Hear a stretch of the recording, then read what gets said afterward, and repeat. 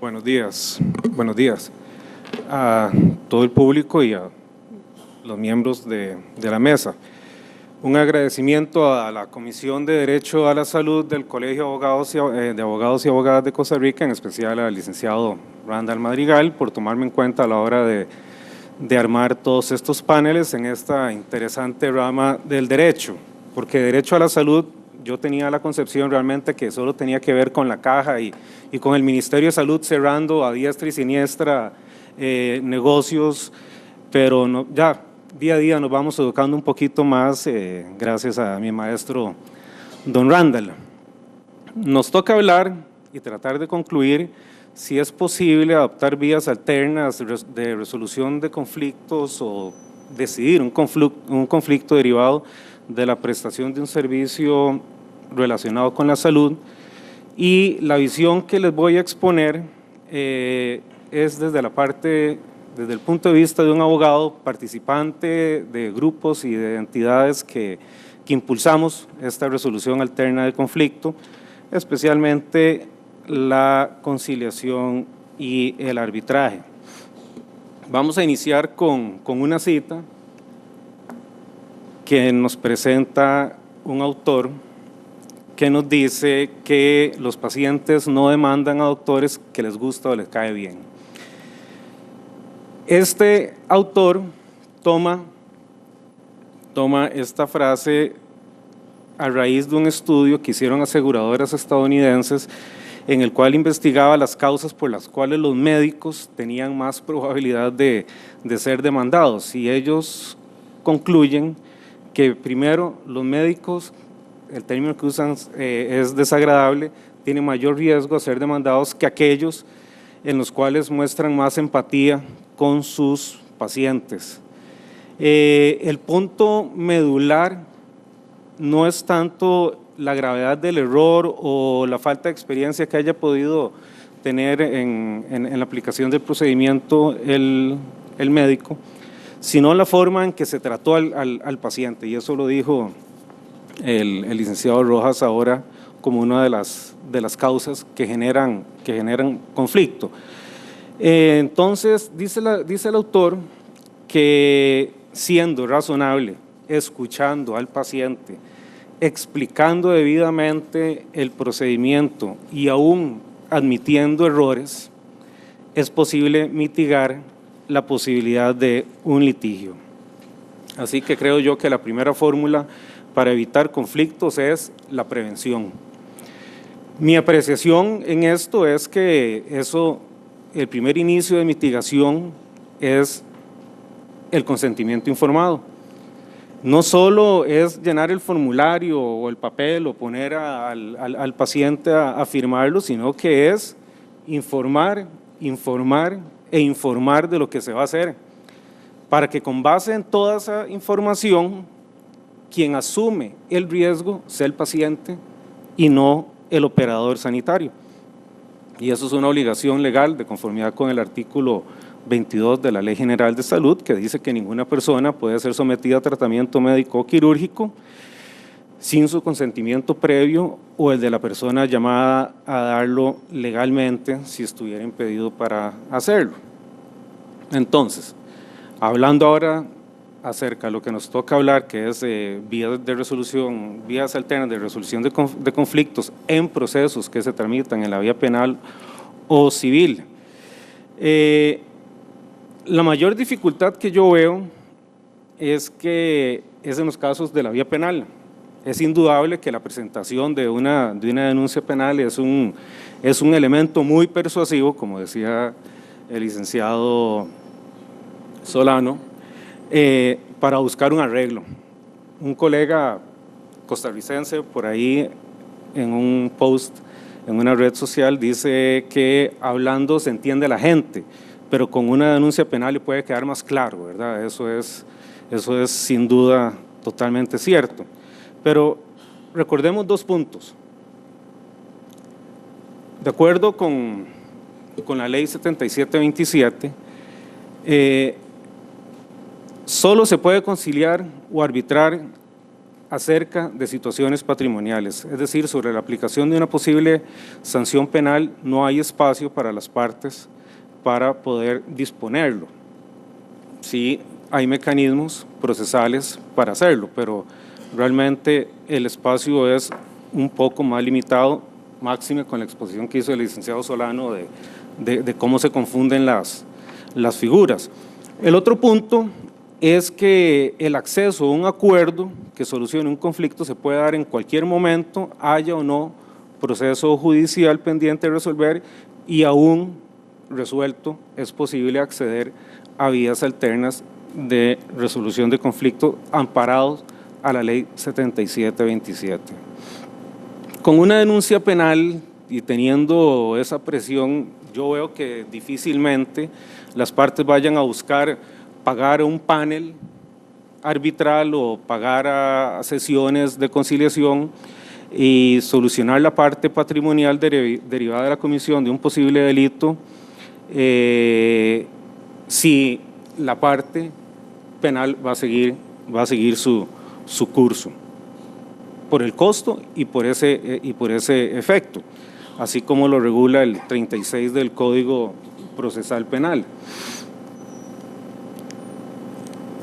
La ley, como expuso el licenciado Rojas, tiene una serie de presupuestos para que pueda ser aplicada la conciliación en la vía penal, solo que la norma tiene, considero yo, deficiencias en su redacción, y los dos expertos penales lo hicieron saber con más propiedad que yo, pero encuentro dos. Uno, la norma dice que el acuerdo se homologa y termina el proceso, pero no en definitiva, sino que lo deja sujeto al cumplimiento de las obligaciones del acuerdo por parte del imputado. Si no lo hace, se revoca la homologación y continuamos con el procedimiento penal y para nada la conciliación. Entonces, ¿cuál es el problema que vemos? Que la Ley 7727 nos dice y nos da el principio de cosa juzgada material de los acuerdos conciliatorios conforme al artículo 9 que está en la filmina y al amparo del 42, párrafo segundo de la Constitución Política en cuanto a abrir causas fenecidas con autoridad de cosa juzgada. Entonces, la Ley 7727 no hace ningún tipo de distinción. Dice que todos los acuerdos conciliatorios homologados por un juez tienen autoridad de cosa juzgada material. No nos dice el juez penal no se le aplica o solo para casos civiles o agrarios o comerciales. Entonces, regresemos al artículo 36. ¿Cómo debemos interpretarlo si el acuerdo conciliatorio que se adopta en la vía penal, las obligaciones las asume un tercero que no es el imputado? Cualquier otro demandado civil, una aseguradora o la misma víctima. A mí me pasó un caso en el cual se llegó al acuerdo conciliatorio sujeto a lo que dijera una aseguradora de lo que fuera a pagar. Se terminó el proceso, se homologó el acuerdo conciliatorio, se declaró extinta la acción penal y resultó que la víctima no le gustó el número que dio la aseguradora. Quien hizo los números con base en la demanda, y la demanda era defectuosa y carecía de mucha prueba. Y el proceso se reactivó y seguimos. No sé, por dicha, no se solucionó. No me dio tiempo para expresar esta teoría en ese proceso penal, porque hicimos recapacitar a la víctima de que al final de cuentas lo que estaba diciendo la aseguradora era, y eso era. Yo iba a invocar esto de que no es posible reactivar causas con homologación y con extinción de la acción penal firme y valedera, porque eso violentaba el artículo 42, párrafo segundo de la Constitución Política. No sé qué hubiese pasado. En la realidad de esto, yo veo que las partes de la acción civil que acuerden someter a arbitraje un tema patrimonial y que siga por otro lado la causa penal con su imputado es poco probable. Sí hay otra probabilidad, y es en los casos en los cuales el servicio de salud está amparado en un contrato previo al proceso. ¿Qué significa? Hay que bifurcar procedimientos, en el sentido de que, por un lado, si el tema es penal, seguirá la acción penal, pero por el otro lado de la acción civil resarcitoria, indefectiblemente se tiene que seguir la vía arbitral en caso de que tenga una cláusula arbitral contenida en el contrato que da base al conflicto.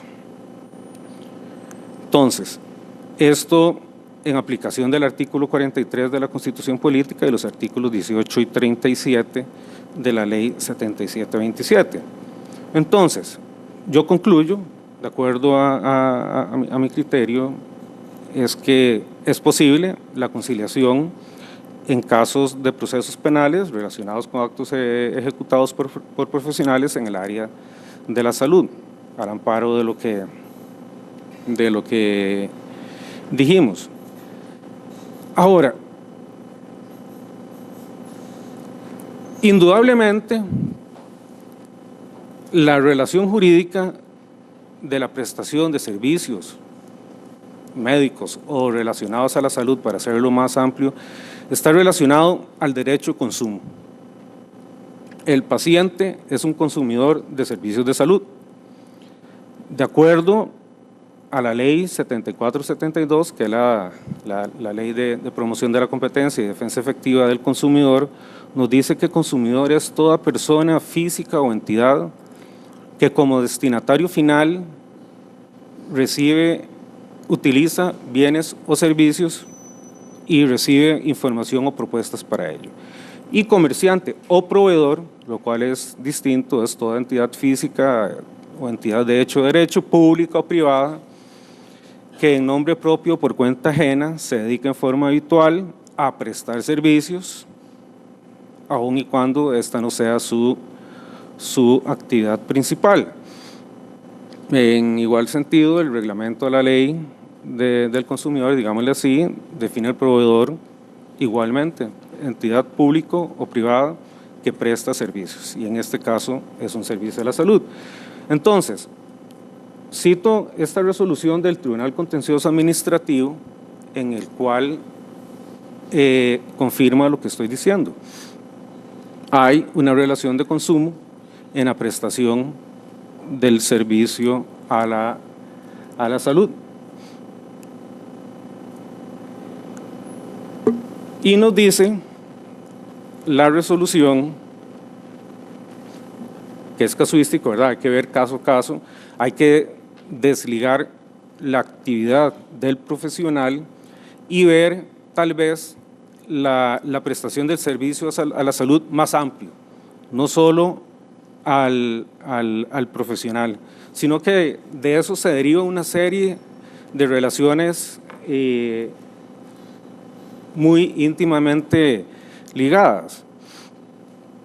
La resolución del tribunal cita todas esas que están aquí en la filmina y que de una u otra forma liga todos esos servicios a la relación jurídica, digámosle principal, que es la atención del paciente, y por disposición del artículo 35 de la ley del consumidor, están todos ligados en la misma cadena y son igualmente solidarios, responsables de ello.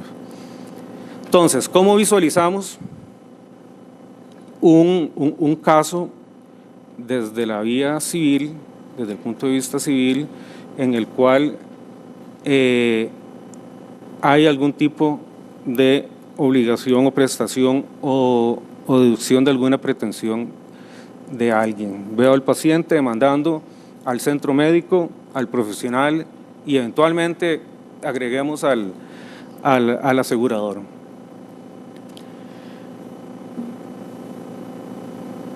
¿Qué mecanismos nos brinda la ley como remedios para que este consumidor paciente pueda reparar con prontitud su lesión si es que le es imputable al proveedor del servicio? En el proceso penal, ya vimos los ejemplos que planteó el doctor Rojas y el doctor Solano. En el proceso, de acuerdo al Código Procesal Civil, tenemos el proceso sumario, que es la vía adecuada para deducir pretensiones relacionadas con actos de consumo, como puede ser el del servicio de la salud, en el cual tiene una etapa intraprocesal, como todos los procedimientos y procesos jurisdiccionales. La ley del consumidor, perdón que lo simplifique, es para no decir todo el nombre completo, la 7472 sugiere a las partes que acudan a la vía arbitral, solo que, como dice el artículo 58, solo que las partes tienen que pagar ese costo y lastimosamente no tenemos una entidad como CONAMED que pueda asumir esos costos. Eso reduce muchísimo la posibilidad de acceso a vías alternas como arbitraje y hasta conciliación en vía extraprocesal por el tema de costos. Nosotros hemos tratado desde los varios foros que tratamos la resolución alterna de conflicto de buscarle una solución a este financiamiento, crear procesos arbitrales, también fast track o sumarios para hacerlo mucho más efectivo. No hemos encontrado cómo. Vamos a tomar el ejemplo de CONAMED como punta de lanza para ver quién asume ese costo en beneficio de los consumidores y en este caso de los pacientes. Y ciertamente el uso de la vía arbitral, aunque la ley lo promueve, pues genera un costo y no es barato. En principio los números dicen que cuesta un proceso arbitral 20% más de lo que cuesta un proceso civil, a raíz de costos, a raíz de tiempo. El beneficio de la resolución alterna de conflictos es mucho mayor a la que pueda generar cualquier conflicto desde la vía jurisdiccional. Entonces, tenemos remedios en el Código Procesal Penal, Código Procesal Civil, la Ley de Promoción de la Competencia y Defensa Efectiva del Consumidor y claramente también la Ley 7727 vía conciliación, vía mediación en centros privados como el que tiene el colegio con el CAM. Entonces, para concluir, la cita que pusimos al inicio es de un libro que hizo un señor que se llama Arnaud Boudret, que ese es el título del libro. Entonces, la recomendación es uno, la prevención, y como prevención pensar como abogado que quiere solucionar conflictos y no actuar como uno al cual lo que le guste es profundizar conflictos y crear más divisiones. Seamos preventivos y pues más proclives al uso de las vías alternas de resolución. Muchas gracias.